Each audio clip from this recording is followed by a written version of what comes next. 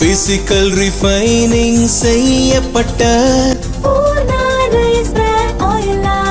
SKM Poorna rice brand oil. எல்லா தலைவர்களையும் வீட்டில் போய் அலுவலகத்தில் போய் சந்திக்கிறார்கள். இந்த நடைமுறை எப்படி பாக்குறீங்க?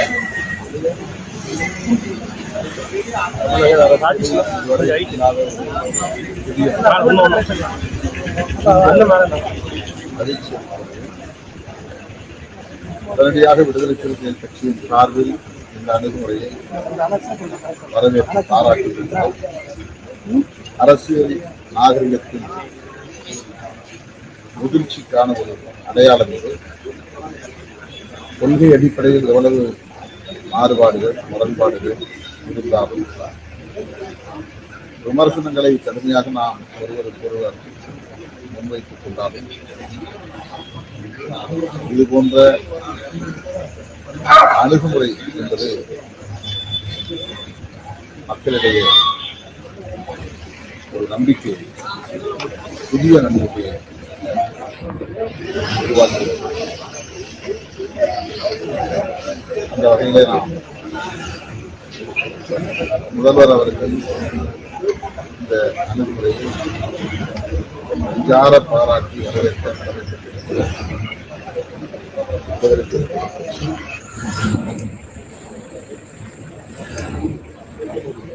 எதிரணியிலே இருந்து தேர்தலை சந்தித்தது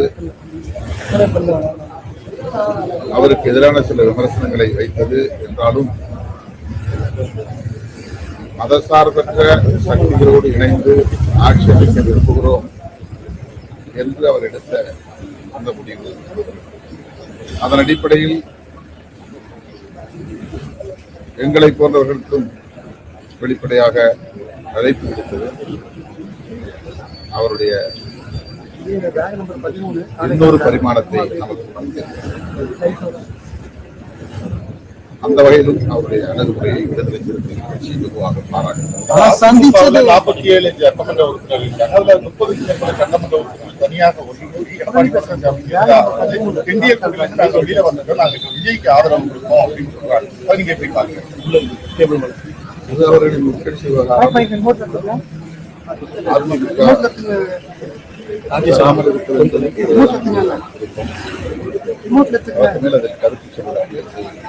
விஜய் சந்திச்சது வந்து மதச்சார்பற்ற முற்போக்கு கூட்டணி தலைவர்கள் மட்டும் தான் சந்திச்சிருக்காரு. எதிர் திசையில் இருக்கிற என்டிஏ கூட்டணி சந்திக்கல.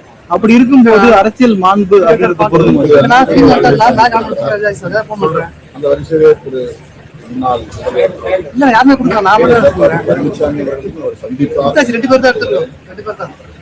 இரண்டு பிரிவாக இருந்தாலும் கூட இன்னும் அவர்தான் அதிகாரப்பூர்வமாக சட்டப்பூர்வமாக அதிமுகவின் பொதுச் செயலாளர். ஆகவே அவரையும் சந்திப்பார், சந்திக்க வேண்டும். சார், உங்களை சந்திக்கிற வர்றதுக்கு நேரடி சொல்லுங்க. எப்ப சந்திக்கிறீங்க, எங்க சந்திக்கிறீங்க? வேலைச்சேரியில் தான் நான் இருக்கிறேன். 4:30 மணி அளவில் வேலைச்சேரியில் வருவதாக.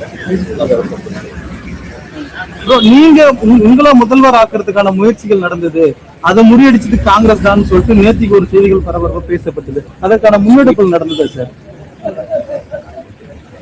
காங்கிரஸ் அதிலே எந்த வகையில் தலையிட வேண்டும் தெரியாது. அதிமுக, திமுக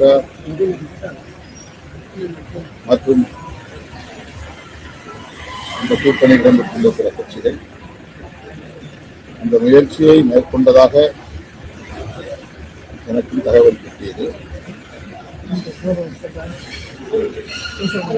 நாங்கள் இடதுசாரிகள் எடுக்கிற முடிவின் அடிப்படையை முன்வைத்து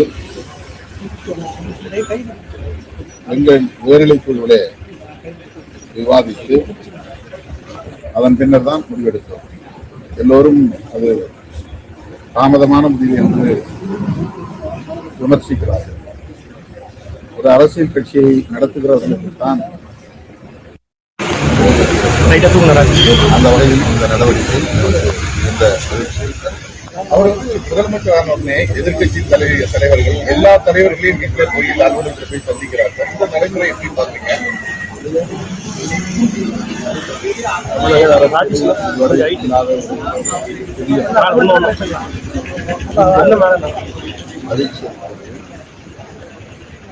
உடனடியாக விடுதலை சிறுத்தைகள் கட்சியின் சார்பில் இந்த அணுகுமுறையை வரவேற்று பாராட்டுகின்றோம். அரசியல் நாகரிகத்தின்